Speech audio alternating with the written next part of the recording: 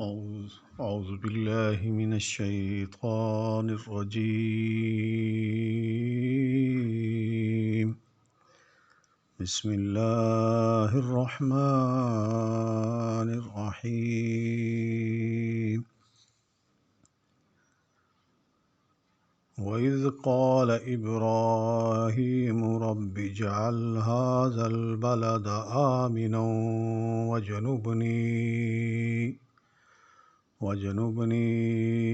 وبني أن نعبد الأصنام رب إنهن أضللن كثيرا من الناس فمن تبعني فإنه مني ومن عصاني فإنك غفور رحيم. ربنا إني أسكنت من ذريتي بواد غير ذي زرع عند بيتك المحرم ربنا ليقيموا الصلاة فاجعل أفئدة من الناس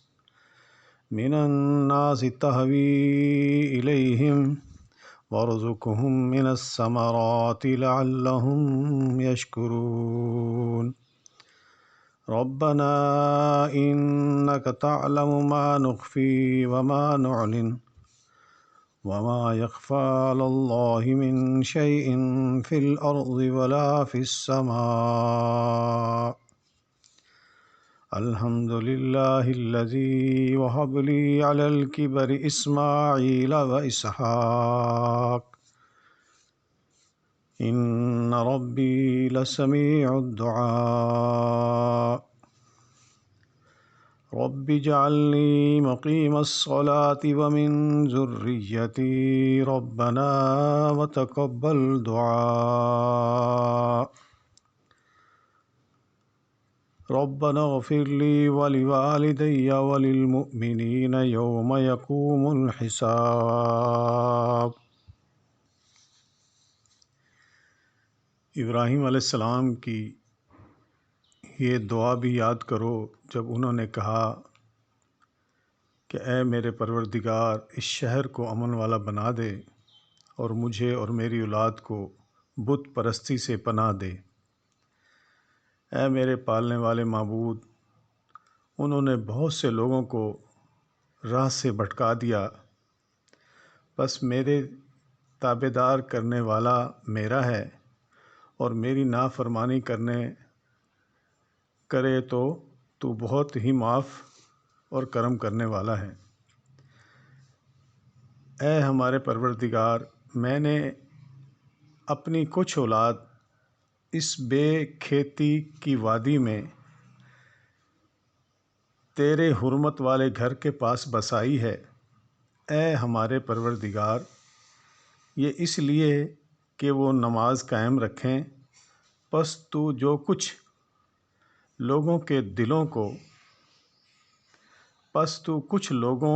دلوں کو اس کی طرف مائل کر دے اور انہیں پھلوں کی روزیاں عنایت فرما تاکہ یہ شکر گزاری کریں۔ اے ہمارے پروردگار، تو خوب جانتا ہے کہ ہم چھپائیں اور جو ظاہر کریں، زمین و آسمان کی کوئی چیز اللہ پر پوشیدہ نہیں ہے۔ اللہ کا شکر ہے جس نے مجھے اس بڑھاپے میں اسماعیل اور اسحاق علیہ السلام عطا فرمائے۔ کچھ شک نہیں کہ میرا پالنہار اللہ دعاؤں کا سننے والا ہے۔ اے میرے پالنے والے، مجھے نماز کا پابند رکھ اور میری اولاد سے بھی۔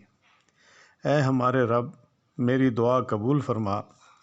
اے ہمارے پروردگار، مجھے بخش دے اور میرے ماں باپ کو بھی بخش دے اور دیگر مومنوں کو بھی بخش دے جس دن سب حساب ہونے والے ہیں۔ اس میں اپنے والد صاحب کی جو دعا کرتے ہیں، جب ابراہیم علیہ السلام نے یہ دعا کی، اس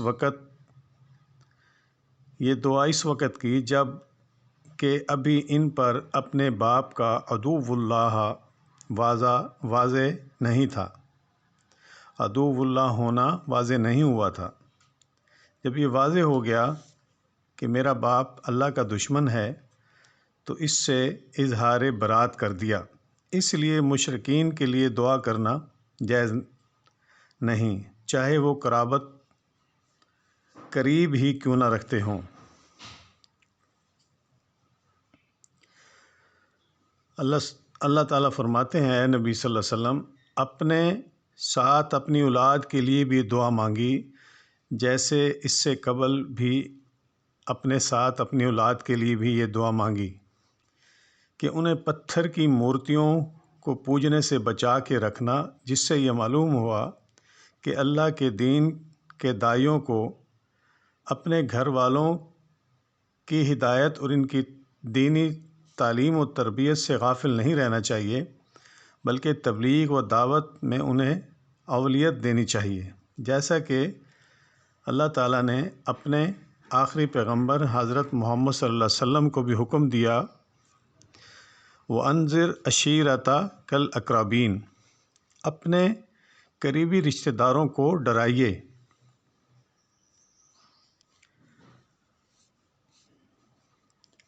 اس دعا کی تاثیر یہ بھی دیکھ لی جائے کہ مکہ میں بے آب و گیاہ سرزمین میں، جہاں کوئی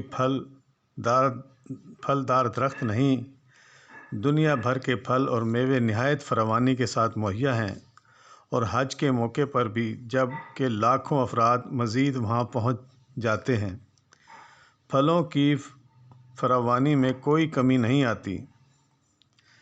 وَهَذَا مِن لُطْفِ اللَّهِ تَعَالَى وَكَرَمَتِهِ وَبَرَكَاتِهِ وَرَحْمَتِهِ وَبَرَكَاتِهِ اسْتَجَبْنَا لَهُ لِخَلِيلَةِ ابراہیم علیہ السلام۔ کہا جاتا ہے یہ دعا خانہ کعبہ کی تعمیر کے بعد مانگی گئی، جبکہ پہلی دعا امن والا بنا دے اس وقت مانگی جب اپنی اہلیہ اور شیر خوار بچے اسماعیل علیہ السلام کو اللہ تعالیٰ کے حکم پر وہاں چھوڑ کر چلے گئے۔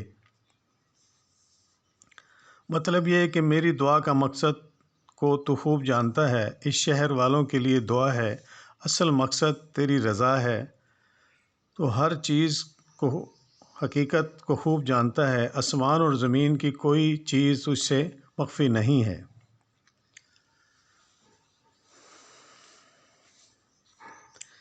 اس شہر سے مراد مکہ ہے۔ دیگر دعاؤں سے قبل یہ دعا کی کہ اسے امن والا بنا دے، اس لیے کہ امن ہوگا تو لوگ دوسری نعمتوں سے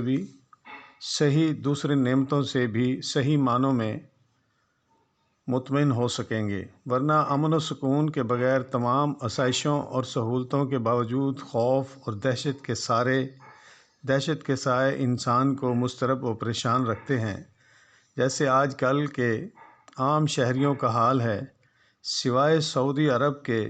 وہاں اس دعا کی برکت سے اور اسلامی حدود کے نفاذ سے آج بھی ایک مثال امن قائم ہے۔ یہاں انعامات الہی کے ضمن میں اس بیان فرما کر اشارہ کر دیا کہ قریش جہاں اللہ کی دیگر انعامات سے غافل ہیں، اس خصوصی انعام سے بھی غافل ہیں کہ اس نے انہیں مکہ جیسے امن والے شہر کو باشندہ بنایا۔ گمراہ کرنے کی نسبت ان پتھر کی مورتیوں کی طرف جن کی مشرکین عبادت کرتے تھے، باوجود اس کے کہ وہ غیر عاقل ہیں، کیونکہ وہ گمراہی کا باعث تھی اور رہیں۔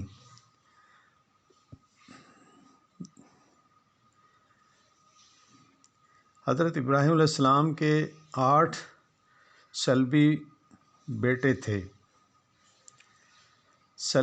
تھے، جن میں سے صرف اسماعیل علیہ السلام کو یہاں بسایا۔ عبادات میں سے صرف نماز کا ذکر کیا، جس سے نماز کی اہمیت واضح ہوتی ہے۔